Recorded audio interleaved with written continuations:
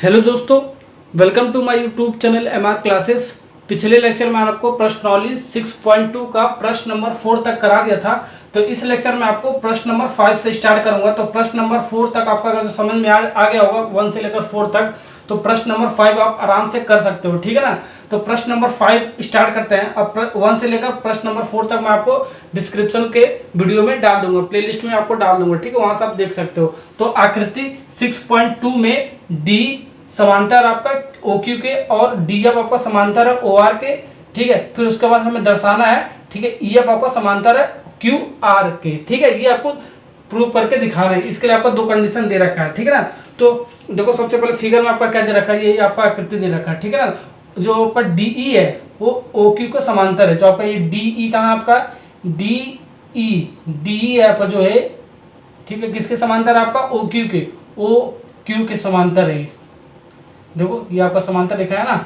अब DF आपका OR के समांतर है। जो आपका ये DF है, ठीक है, वो किसके समांतर है OR के। तो ये ऐसे लिखा है, ये ऐसे लिखा है, ठीक है। समांतर कैसे होता है मैंने आपको बता भी रखा है, ठीक है, पिछले लेक्चर में।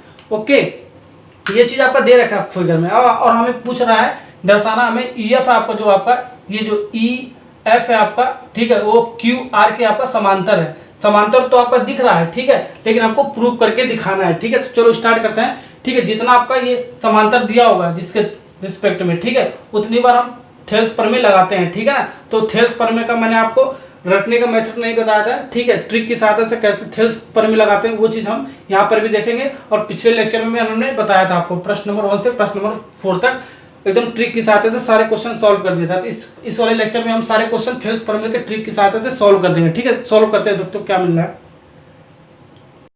अब देखो दिया आपका क्या है, ठीक है, आपका D आपका समांतर है OQ के। तो D आपका समांतर है OQ के और DF आपका समांतर है OR के। और हमें ये दर्शाना है, ठीक है, ये हमें प्रूव करना है। EF समांतर आपका QR के, ठीक है। तो ये आपका 2 केस दे रखा है। दोनों केस के लिए हम अलग अलग इसके लिए डायग्राम बना, इसका हमारा ये फाइनल डायग्राम है। इसके लिए हम डायग्राम अलग से बनाएंगे और इस वाले केस के लिए हम डायग्राम अलग से बनाएंगे, ठीक है। उसके बाद हम थेल्स प्रमेय लगा के इसको हम सिद्ध करेंगे, ठीक है ना। तो सबसे पहले आपका DE आपका समांतर है OQ के।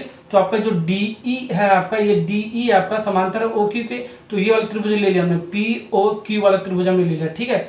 एक त्रिभुज ये वाला आपका बन रहा है इस वाले केस के लिए, ठीक है, और एक त्रिभुज ये वाला बन रहा है आपका इस वाले केस के लिए, ठीक है। तो अलग अलग त्रिभुज हमने बना लिया है, ठीक है। आपको इस तरीके से समझ में आएगा, ठीक है, आसानी से समझ में आ जाएगा, ठीक है ना। तो पहला वाला त्रिभुज हमने बना POQ और D और E, यानी कि D आपका जो था समांतर है OQ के, जो DE आपका समांतर है OQ के, ठीक है। यही तो आपको पहला वाला केस था। सेकंड वाला केस में क्या करें, D आपका समांतर है OR के, तो यानी कि POR वाला आपका सेकंड वाला केस है। D आपका समांतर है OR के, तो D आपका हो गया समांतर OR के, ठीक है। यह वाला का पहला वाला त्रिभुज है, आपका सेकंड वाला त्रिभुज है, ठीक है। मैंने अलग अलग करके लिख लिया, ठीक है। हर एक क्वेश्चन में आपको ऐसे ही करना है, ठीक है ना।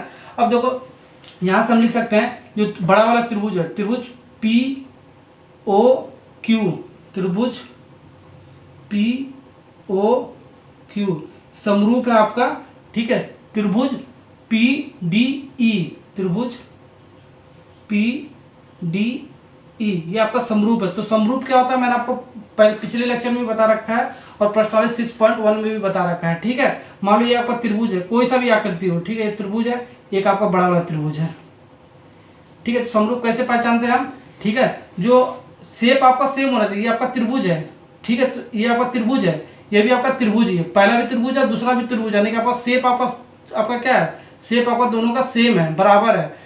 साइज से मतलब नहीं, साइज छोटा बड़ा हो सकता है, ठीक है, साइज आपका छोटा भी हो सकता है बड़ा भी हो सकता है बराबर भी हो सकता है, ठीक है। उस केस में आपका समरूप होता है, ठीक है ना। तो यही चीज इसमें है आपका, ठीक है। अगर जो आपका ऐसे हो जाता ये आपका समरूप हो गया, ठीक है। अगर जो आपका ऐसे हो जाता तो ये देखो ये आपका एक त्रिभुज ये है, एक त्रिभुज ये है, ठीक है ना। ये आपका दोनों त्रिभुज बराबर है, दोनों त्रिभुज है लेकिन दोनों त्रिभुज आपका बराबर है, ठीक है। साइज भी आपका बराबर है, ठीक है, और क्या शेप भी आपका बराबर है। तो शेप आपका क्या त्रिभुज है और साइज भी आपका बराबर है दोनों त्रिभुजों का, ठीक है। तो दोनों त्रिभुज का साइज और शेप अगर दोनों बराबर होता है तो आपका क्या होता है, सर्वांगसम होता है। और जहां पर आपका सर्वांगसम होता है वहां पर समरूप भी होता है। तो इस केस में आपका सर्वांगसम के साथ साथ समरूप भी दोनों होगा, ठीक है ना। ये चीज मैंने आपको प्रश्नावली 6.1 में बता रखा है, ठीक है। और एक त्रिभुज आपका बड़ा होगा और अगर एक त्रिभुज आपका छोटा होगा, ठीक है, तो आपका सिर्फ क्या होगा, ये सिर्फ आपका वो समरूप होता है, सर्वांगसम नहीं होता है। ठीक है, सर्वांगसम के लिए क्या होता है, दोनों चीज आपका बराबर होना चाहिए, शेप भी बराबर होना चाहिए और उसका शेप भी बराबर होना चाहिए और उसका क्या होना चाहिए, साइज भी बराबर होना चाहिए। ठीक है, और समरूप के केस में ऐसा नहीं है, सिर्फ शेप बराबर होना चाहिए, साइज आपका मैटर नहीं करता है। ठीक है, तो ये चीज आपको पता होगा। ठीक है, मैंने बता भी रखा है। ठीक है ना, तो इसीलिए हमारा जो बड़ा वाला त्रिभुज है इसके आपका छोटे वाले त्रिभुज का आपका क्या समरूप है आपका। ठीक है, अलग अलग करके बनाओगे तो आपका समरूप ही दिखाएगा। ठीक है, यही सब थेल्स थ्योरम के बारे में पता कर लेते हैं। ठीक है ना, इसके लिए हम ऐसे लिख सकते हैं त्रिभुज POR। ठीक है, ये बड़ा वाला त्रिभुज किसके समरूप है आपका, छोटे वाले त्रिभुज के PDF के। ठीक है, ये इसके समरूप है। ओके, अब देखो हम थेल्स प्रमेय लगाएंगे यहीं से, आपका डायरेक्ट ट्रिक की सहायता से मैं आपको बता दूंगा कैसे थेल्स प्रमेय लगाते हैं। ठीक है ना, अब देखो दोनों के केस में हम ठीक है थेल्स प्रमेय लगा देते हैं। ठीक है, सिंस हम जानते हैं कि थेल्स प्रमेय से, तो थेल्स प्रमेय आपका क्या कहता है, यदि किसी त्रिभुज की कोई भुजा उसके समांतर कोई रेखा खींची जाए, ठीक है, तो समान अनुपात में विभाजित करती है। ठीक है, यही आपका थेल्स प्रमेय होता है। ठीक है, ये आपका एक त्रिभुज POQ, ये आपका क्या है, ये आपका एक त्रिभुज है। ठीक है, ये आपका एक भुजा है। ठीक है, इसके समांतर एक रेखा हमने D खींच दिया है। ठीक है, तो ये आपस में क्या है, समांतर है, तो समांतर है तो आपका समान अनुपात में आपका विभाजित कर दिया, यानी कि P बटे हम लिख सकते हैं EQ फिर बराबर PD बटे DU लिख सकते हो। ठीक है, यहाँ से हम लिख सकते हैं। ठीक है, प्रमेय के हिसाब से। ठीक है, तो लेकिन मैंने आपको ये चीज नहीं सिखाया है। ठीक है, ये चीज थोड़ा सा टफ हो जाता है। ठीक है, तो मैंने ट्रिक की सहायता से कैसे लिखना है, ठीक है, ये चीज मैं आपको बता रहा हूँ। ठीक है, देखो दोनों में आपका क्या है, P है तो P है, तो सबसे पहले बराबर का साइन लगाते हैं, मैंने आपको बताया है। ठीक है, तो पहले P लिख लो, फिर यहाँ भी P लिख लो। ठीक है ना, ये वाला P पॉइंट मिल गया आपका। ठीक है, अब हम नीचे चलेंगे, नीचे ऊपर नीचे चलते हैं। ठीक है ना, ऊपर नीचे चलते हैं, तो ऊपर तो हम जा ही नहीं सकते, सिर्फ नीचे आ सकते हैं। ठीक है ना, देखो PE, इसके बाद लिखो जिस डायरेक्शन में चले उसे ऐसे लिख देंगे हम, PE फिर बटे अनुपात में विभाजित करता है ना, तो EQ। ठीक है, फिर उसका PD बटे और DO। ठीक है, ऐसे ही लिखने का तरीका मैंने आपको बताया। ठीक है ना, ऐसे इस केस में आपका देखो P आपका सेम है। ठीक है, जो आपका सेम होगा उसको सबसे पहले लिखो, पहले बराबर लगा दो। ठीक है, तो P ये P। ठीक है, इसके बाद देखो ये ऐसे जाएगा तो ये ऐसे जाएगा, PD बटे DO। ठीक है, फिर इसके बाद PF बटे FR। ठीक है, ट्रिक। अब देखो जो समीकरण नंबर 1 है आपका, वो समीकरण नंबर 2 के आपका बराबर है। देखो ये चीज आपका PD बटे DO आपका बराबर है ना। ठीक है, तो हम लिख सकते हैं यहाँ से P बटे, ये चीज तो आपका कट जाएगा, समीकरण 1 आपका बराबर, समीकरण 2 तो ये चीज आपका बराबर है। ठीक है, यानी कि P बटे हम लिख सकते हैं PE बटे EQ बराबर PF बटे FR। ठीक है ना, ये चीज लिख सकते हैं। तो अब हमारा ये जो मिला है, ठीक है, समीकरण नंबर 1 और समीकरण नंबर 2 को बराबर करके, ठीक है, तो हमारे यहाँ से कर सकते हैं, अतः EF आपका समांतर है QR के। ठीक है, थेल्स प्रमेय के विलोम से। ठीक है, तो थेल्स प्रमेय का विलोम हमने नहीं पढ़ा है। ठीक है, हमने सिर्फ पढ़ा थेल्स प्रमेय। ठीक है, तो थेल्स प्रमेय आपका इंपॉर्टेंट था, इसलिए हमने थेल्स प्रमेय आपको पढ़ाया था और सिद्ध करना सिखाया था। इसका विलोम आपका इतना इंपॉर्टेंट नहीं है, कभी कभी पूछा जाता है, एक बार देख लेना, आपका एग्जाम्पल में दे रखा होगा बुक में। ठीक है ना, अब इसका विलोम क्या होता है मैं आपको यहीं से बता दे रहा हूँ। ठीक है, थेल्स प्रमेय क्या होता है, जब ये आपस में समांतर होते हैं तब इसके स्थान पर हम क्या लिखते हैं, ये चीज लिखते हैं। ठीक है, इसके स्थान पर इसका अनुपात का जो रेशियो होता है, ठीक है, वो आपस में बराबर विभाजित करता है। ठीक है, ये चीज लिखते हैं। ठीक है, और इसका उल्टा क्या होता है आपका, इसका थेल्स प्रमेय का विलोम का मतलब थेल्स प्रमेय का उल्टा। ठीक है, यानी अगर ये इसके बराबर है और ये इसके बराबर है, तो ये किसके बराबर हो जाएगा, इसके, ये चीज इसके कहेगा। ठीक है, ये चीज अगर दिया होगा तो इसके अनुसार हम ये चीज लिख सकते हैं। ठीक है, आपका क्या होता है, थेल्स प्रमेय होता है। ठीक है, अगर जो ये चीज दिया होगा और इसके बाद हम ये लिखेंगे तो इसका उल्टा हो जाएगा। ठीक है, जब उल्टा हो जाएगा तो उसको हम बोलते हैं थेल्स प्रमेय का विलोम बोलते हैं। ठीक है, तो वही चीज आपका देखो ये उल्टा है, यानी कि सबसे पहले आपका जो अनुपात में समान अनुपात में विभाजित कर रहा है, फिर उसके बाद आपका समांतर दे रखा है। ठीक है ना, तो ये आपका थेल्स प्रमेय का उल्टे से हम कह सकते हैं, यानी कि थेल्स प्रमेय के विलोम से। ठीक है, देखो EF आपका जो देखो PE आपका जो है, ये P कहाँ है आपका, देखो PE। ठीक है, डिवाइड बाई EQ फिर बराबर विभाजित कर रहा है आपका PF डिवाइड बाई FR के। ठीक है, किसके समांतर है, अगर ये चीज आपका समांतर होगा, EF अगर जो समांतर होगा QR के, अगर जो EF आपका समांतर होगा QR के, तो आपको बड़ा त्रिभुज मिल जाएगा PQR में। ठीक है, तो यानी कि P divide by EQ PF divide by F R लिख सकते हैं, ठीक है, थेल्स पर मिल। लेकिन इसको उल्टा करोगे, ठीक है, सबसे पहले उल्टा करोगे तो ये वाला रेशियो लिखना पड़ेगा, ठीक है, फिर इसके बाद हमें ये वाला लिखना पड़ेगा, ठीक है, ये चीज समझ में आ गया होगा आपको। अब हम प्रश्न नंबर 6 पे चलते हैं, ठीक है, तो 6 भी आपका 5 की तरह ही है, ठीक है, ऐसे आपको सेम प्रोसेस से आपको करना है। दिए गए आकृति 6.21 में क्रमशः ओपी, ये आपका आकृति दे रखा है 6.21, ठीक है, ओपी, ओक्यू और ओआर पर स्थित बिंदु ए, बी और सी इस प्रकार है कि ये आपका जो रखा है, ए बी आपका समांतर है पी क्यू के और ए सी आपका समांतर है पी आर के, ये चीज आपका दे रखा है। और हमें क्या निकालना, क्या है हमें, ठीक है, प्रूफ दर्शाना हमें क्या है, बी सी आपका समांतर क्यू आर के, ये चीज हमें दर्शाना है, ठीक है ना, ये चीज आपको क्या है दर्शाना है, प्रूव करना है, ठीक है। तो अब इस क्वेश्चन का हल करते हैं, ठीक है, जो आपका दे रखा है उसको लिख लेते हैं, ठीक है। दिया आपका क्या है, ए बी आपका समांतर पी क्यू के, ए बी आपका है समांतर पी क्यू के, फर्स्ट वाला दे रखा है, सेकंड वाला दे रखा है, ए सी आपका समांतर पी आर के। तो ये वाला फिगर आपका फाइनल वाला है, ठीक है। तो इसकी सहायता से हम दोनों के लिए डायग्राम बना लेते हैं, ठीक है। तो डायग्राम कैसे बनाएंगे, देखो आपका ए बी आपका समांतर पी क्यू के, जो आपका ए बी आपका ये चीज जो आपका ए बी है, आपका ए बी जो रेखा है ये आपका पी क्यू के समांतर है, देखो एकदम समांतर रेखा है ना आपका। तो इसके लिए हम अलग से डायग्राम बना लेंगे, जो अलग से हमने बना लिया, देखो जो भी आपका ये अल्फाबेट है उसे हम लिख लेंगे। तो जैसे P A O B Q है, तो P A O B Q ऐसे लिख लिया, फिर ये वाला लाइन तो ये वाला लाइन हमने इस वाले के लिए डायग्राम बना लिया। और इसके लिए ए सी आपका पैरेलल है पी आर के, ए सी आपका पैरेलल है पी आर के, ठीक है। तो इसके लिए हम अलग से डायग्राम बना लेंगे, देखो P A O C R, P A O C R, ठीक है, ये वाला हमने चीज लिख लिया, ठीक है ना, अल्फाबेट में। ओके, ये चीज हमने डायग्राम अलग से बना लिया। अब हम इसके क्या करेंगे, समरूप त्रिभुज ढूंढेंगे, ठीक है। समरूप त्रिभुज कैसे, बड़ा वाला त्रिभुज आपका, छोटा वाला त्रिभुज आपका क्या समरूप है, तो लिख देंगे अतः ये आपका क्या है, बड़ा वाला त्रिभुज क्या है, त्रिभुज P O Q, P O Q आपका समरूप है त्रिभुज ए ओ बी, त्रिभुज ए ओ बी, ठीक है। बड़ा वाला त्रिभुज छोटा वाला त्रिभुज का आपका क्या है, ये आपका समरूप है, ओके, ठीक है ना। अब देखो ऐसे हम यहाँ भी लिख देंगे, तो लिख दो अतः ये आप कैसे लिखोगे, ये जो बड़ा वाला त्रिभुज है पी ओ आर, त्रिभुज पी ओ आर आपका समरूप है, इसके समरूप है आपका छोटे वाले त्रिभुज के ए ओ सी के, त्रिभुज ए ओ सी के, ठीक है ना, ओके। अब देखो हाँ, अब यहाँ दोनों केस के लिए हम थेल्स प्रमेय लगा गए, ठीक।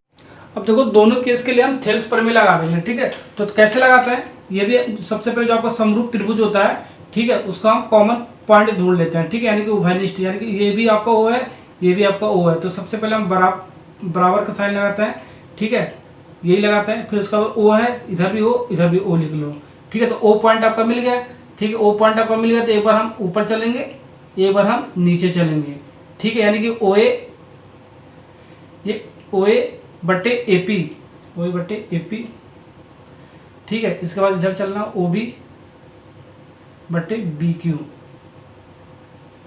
ठीक है ना। यहाँ से आपका समीकरण नंबर 1 मिल गया। ऐसे हम इसकी ट्रिक की सहायता से इसको भी हम सॉल्व करेंगे, सिंस हम जानते हैं कि थेल्स प्रमेय से इस वाली पोर्शन के लिए, ठीक है, इस वाले फिगर के लिए। तो इस वाले फिगर के लिए देखो हम कैसे निकालेंगे, आपका ये भी आपका ओ है, ठीक है, ये भी आपका ओ है, ओ आपका पॉइंट मिल गया आपको बराबर जीरो कर, ये आपका ओ हो गया, ये भी आपको ओ हो गया, ठीक है। एक बार ऊपर चल दो, एक बार नीचे चल दो, ठीक है, यही केस आपका। तो आपका ओ ए बट्टे ए पी बराबर ओ सी बट्टे सी आर, ठीक है। थेल्स प्रमेय ही आपको होता है, ठीक है। मैं ट्रिक की सहायता से मैं आपको लिखना सिखा रहा हूँ, ठीक है ना, ओके। अगर आपको ये ऐसे नहीं लिख पाओगे तो आपको थोड़ा सा बहुत ही कॉम्प्लिकेटेड हो जाएगा, ठीक है, प्रमेय से चलोगे तो। अब देखो इसको हम समीकरण नंबर 1, इसको हम समीकरण नंबर 2 मान देते हैं, ओके। अब देखो ये चीज आपका बायां पक्ष और इसका बायां पक्ष, समीकरण नंबर 1 का बायां पक्ष और समीकरण नंबर 2 का बायां पक्ष आपका ये आपस में बराबर है ना। तो ये चीज बराबर है, तो ये चीज इसके बराबर हो जाएगा, ठीक है। अतः हम समीकरण नंबर 1 को समीकरण नंबर 2 के बराबर कह सकते हैं। समीकरण नंबर 1 बराबर है आपका समीकरण नंबर 2, ठीक है। अतः ये चीज बराबर है इसके, तो ये चीज आपका इसके बराबर हो जाएगा, यानी कि ओ बी जो आपका होगा वो B Q, O B divide by B Q बराबर होगा आपका O C divide by C R के, ठीक है। और जब ये आपका रेशियो जो बराबर, अनुपात का जब आपका रेशियो बराबर है, ठीक है, आपका दोनों रेखाएं किसके समांतर हो जाएंगी, आपका ये देखो ओ बी बटे बी क्यू, ओ बी बटे बी क्यू, ओ सी बटे सी आर, ठीक है। ये चीज अगर ये चीज आपका समांतर होगी तब ये चीज आपका अनुपात का रेशियो आपका बराबर होगा। ये आपका क्या होता है, छेद थ्योरम का विलोपन होता है, ठीक है, उल्टा होता है, ठीक है। तो हम लिखेंगे आता है, ठीक है, ये क्या क्या कह रहा है आपका, बी क्यू बी आर जो आपका है, ठीक है, या बी सी जो आपका है, बी सी समांतर आपका क्यू आर के, ठीक है। ये अब हमारा जो समीकरण नंबर 1 और समीकरण नंबर 2 से जो आया है, ठीक है, ये चीज, ठीक है, ये चीज आपका जो आपका ये दे रखा है ओ बी बट्टे बी क्यू, ओ बी बट्टे B Q, O C divide by C R, O C divide by C R, ये चीज आपका है, ठीक है। जब ये चीज आपका समांतर होगा, ये चीज आपका समांतर होगा इसके, बी सी समांतर होगा क्यू आर के, ठीक है। जब बी सी आपका समांतर होगा क्यू आर के तभी ये चीज हम लिख सकते हैं, ठीक है। यानी कि जब ये चीज दिया होगा, जब ये चीज लिखेंगे, ठीक है, तो क्या हो जाएगा आपका, थेल्स प्रमेय का विलोम हो जाएगा। जब ये चीज दिया होता है तब ये चीज फिगर से जब निकालते हैं तब इसका थेल्स प्रमेय होता है। लेकिन जब ये चीज आपका दिया होता है, ठीक है, अगर यहाँ तक आपको पहुंचना होता है, ठीक है, तो आपका क्या होता है, थेल्स प्रमेय का विलोम हो जाता है, ठीक है। ये चीज मैंने आपको बताया अभी प्रश्न नंबर 5 में, ठीक है। तो हम कह सकते हैं बी सी आपका समांतर है क्यू आर के, थेल्स प्रमेय विलोम से, ये चीज आपको लिखकर बताना पड़ेगा। यहाँ पर आपको लिख देना हेंस प्रूव्ड, ठीक है। प्रश्न नंबर 6 भी आपका बहुत ही इजी तरीके से हो गया। अब प्रश्न नंबर 7 पे चलते हैं। अब हम प्रश्न नंबर 7 स्टार्ट करते हैं। तो प्रमेय 6.1 का प्रयोग करते हुए, ठीक है, तो प्रमेय 6.1 आपका क्या होता है, थेल्स प्रमेय को ही हम प्रमेय 6.1 बोलते हैं। थेल्स प्रमेय का दूसरा आपका क्या नाम है, आधारभूत समानुपातिकता प्रमेय भी इसे कहते हैं, यानी 3 नाम से इसे जाना जाता है। प्रमेय 6.1 का प्रयोग, और इसको थेल्स प्रमेय भी बोलते हैं, और आधारभूत प्रमेय भी, आधारभूत समानुपातिकता प्रमेय भी इसे बोलते हैं, ठीक। कोई सा भी यहाँ कंफ्यूज नहीं होना आपको, ठीक है। तो इसके बाद सिद्ध कीजिए कि एक त्रिभुज की एक भुजा के मध्य बिंदु से होकर दूसरी भुजा के समांतर खींची गई रेखा तीसरी भुजा को समद्विभाजित करती है, ठीक है, समद्विभाजित करती है। ये चीज आपको, अब हमने जो फिगर बनाया है, ठीक है, जो मैंने फिगर बना के समझाया है उसको हम वर्ड फॉर्म में लिखना पड़ेगा आपको, ठीक है। तो एक त्रिभुज हमने माना एक त्रिभुज ए बी सी में, तो एक त्रिभुज ए बी सी में हमने जो आपका पहली जो भुजा आपका ए बी है, जो आपका एक भुजा आपका यानी पहली भुजा आपका जो ए बी है उसका मध्य बिंदु डी है। जब मध्य बिंदु डी होगा तो ए डी बराबर आपका डी बी के लिख सकते हो, ठीक है। ये आप क्लास 9th में आपने पढ़ रखा होगा, ठीक है। ओके, तो हमने लिख लिया बिंदु डी है जो आपका है इस त्रिभुज ए बी सी में, जो आपका बिंदु डी है, ठीक है, वो भुजा ए बी का मध्य बिंदु है। तो मध्य बिंदु है तो हम लिख सकते हैं यहाँ से आता है ए डी बराबर डी बी के, ठीक है, ये कह सकते हो, ठीक है। ओके, इसको ऐसे भी लिख सकते हो ए डी बराबर डी बी गुणे 1, कोई बात नहीं है, कोई फर्क नहीं पड़ेगा, 1 से गुणा कर दोगे तो, यानी कि ए डी बट्टे डी बी बराबर 1। इसको हम समीकरण नंबर 1 मान लेते हैं। अब दूसरा शर्त आपका क्या कह रहा है, ठीक है, जो दूसरी भुजा आपका जो बी सी आपका, ठीक है, इसके समांतर एक रेखा खींचना, हमने डी खींचा है, ठीक है। तो यानी कि बीसी आपका भुजा आपका जो बीसी है वो समांतर आपका डी के समांतर है, ठीक है। तो आपका ये जब समांतर होगा, ठीक है, किसी त्रिभुज एबीसी में, तो वहां से हम थेल्स प्रमेय लगाते हैं, ठीक है। तो थेल्स प्रमेय से हम जानते हैं आपका बड़ा वाला त्रिभुज एबीसी, ठीक है, छोटे वाले त्रिभुज ए डी ई के आपका समरूप होता है होगा, ठीक है ना। ओके, प्रमेय से अब देखो इसके बाद हम कैसे लिखेंगे थेल्स प्रमेय के अनुसार, ठीक है। जो आपका कॉमन वाला पॉइंट है इसको ले लो, ए है, दोनों में ए है, तो सबसे पहले बराबर का साइन लगाओ, ए लिख दो, यहाँ भी ए लिख दो, कोई कंफ्यूजन नहीं ना। फिर उसके बाद ए वाला आपका यहाँ मिल गया, ये वाला पॉइंट मिल गया ना। ओके, अब ऐसे इसका अनुपात का रेशो निकाल लो, ठीक है ना, यानी कि ए डी बटे डी बी बराबर फिर ए ई बटे ई सी, ठीक है, यही होता है ना आपका। अब इसको हम समीकरण नंबर 2 मान लेंगे, ठीक है। ओके, तो समीकरण नंबर 2 अब इसको मान लिया, तो समीकरण नंबर 1 में आपका क्या है ए डी बटे डी बी, और समीकरण नंबर 2 में क्या है ए डी बटे डी बी बराबर ए ई बटे ए सी। तो ये चीज आपको बराबर है, देखो ये चीज समीकरण नंबर 1 में आपका बायां पक्ष और समीकरण नंबर 2 में आपका बायां पक्ष बराबर है, तो यानी कि ये आपका दायां पक्ष भी आपका बराबर हो जाएगा ए बटे ईसी बराबर 1 के बराबर हो जाएगा, ठीक है ना। यानी कि समीकरण नंबर 1 बराबर समीकरण नंबर 2 अगर जो आप करोगे तो ये वाला चीज आपका कट जाएगा, ये वाला चीज ये वाला कट जाएगा, आपका हट जाएगा, ठीक है। इसके आपको बराबर हो जाएगा ए बटे ईसी, ठीक है, फिर बराबर 1 के आ जाएगा आपका, ठीक है। तो इसको सॉल्व करोगे तो आपका ए बराबर ईसी, ठीक है। यही हमें क्या करना था, प्रूफ करना था, ठीक है। यही आप अब प्रश्न नंबर 8 पे चलते हैं, ठीक है। तो प्रश्न नंबर 7 का मिलता जुलता क्वेश्चन है आपका, ठीक है। प्रमेय 6.2 का प्रयोग करते हुए, प्रमेय 6.2 क्या है इस बार, ठीक है। प्रमेय 6.2 आपका थेल्स प्रमेय का विलोपन ही आपका प्रमेय 6.2 कहलाता है, ठीक है ना।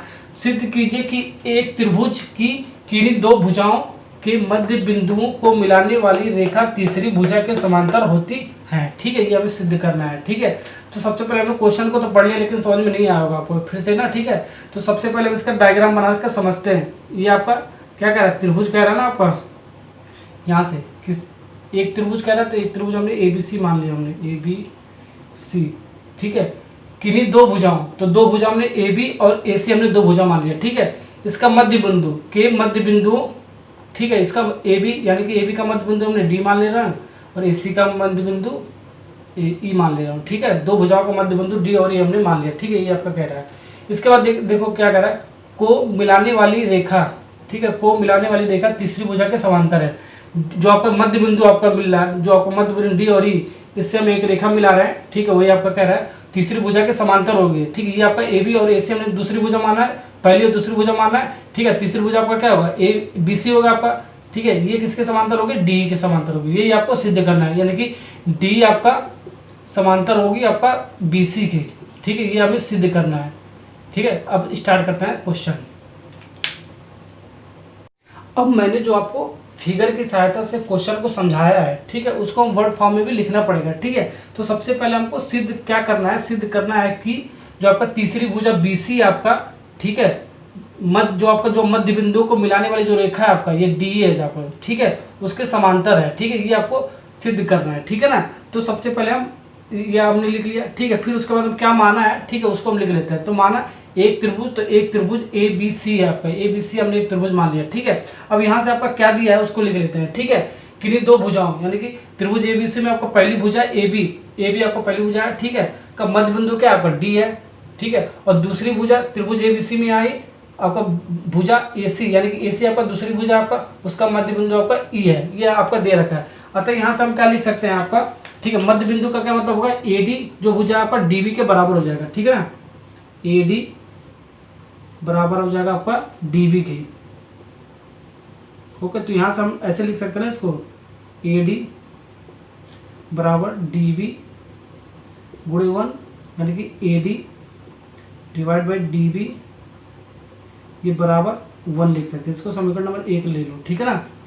ऐसे इसको हम लिख सकते हैं, ठीक है, ठीक है ना। तो AC का मध्य बिंदु क्या है, E है, तो यानी कि आपका भुजा AE बराबर हो जाएगा भुजा EC के, यानी कि AE आपका बराबर हो जाएगा भुजा EC की, ठीक है ना। अब इसको भी हम ऐसे लिख सकते हैं, AE बराबर EC गुणे 1 लिख सकते हैं ना। अब देखो AE डिवाइड बाई EC बराबर 1 ऐसे लिख सकते हैं। इसको समीकरण नंबर 2 मान लो, ओके।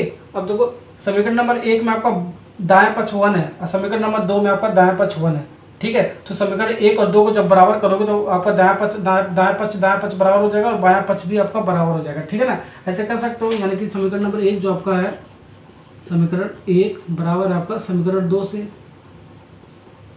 ठीक है। तो 1 आपका हट जाएगा, देखो 1 हट जाएगा आपका, ठीक है। बचेगा क्या आपका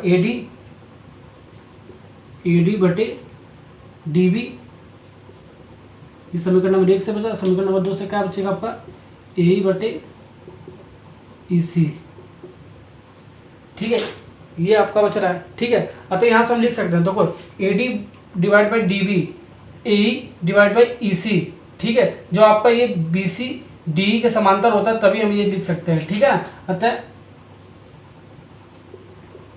जो आपका ये BC जो आपका है, तीसरी भुजा आपका जो BC है, ये समांतर है आपका, ठीक है, ये आपका DE की, ठीक है। ये आपका क्या है, थेल्स प्रमेय का विलोम, ये आपको स्टेटमेंट लिखना पड़ेगा, विलोम से, ठीक है ना। सबसे पहले थेल्स थ्योरम क्या होता है, ठीक है, किसी त्रिभुज ABC में आपका AD बटे DB बराबर AE बटे AC, अगर ये चीज़ आपका ये चीज़ दिया होता है, ये चीज़ लिखना होता है, ठीक है, तो आपका क्या होता है, थेल्स प्रमेय होता है, ठीक है। अगर ये चीज़ दिया होता है, ये चीज़ अगर जो दिया होता है, ठीक है, ये चीज़ तक यहाँ तक इसके थ्रू पहुँचना होता है, ठीक है, तो आपका वो क्या होता है, थेल्स प्रमेय का विलोम हो जाता है, ठीक है, ये चीज़ मैंने आपको बता रखा है। ओके, तो ये क्वेश्चन आपका प्रश्न नंबर 8 भी आपका खत्म हो गया। नेक्स्ट लेक्चर में आपको प्रश्न नंबर 9 कराऊंगा, ठीक है ना। Okay, thank you.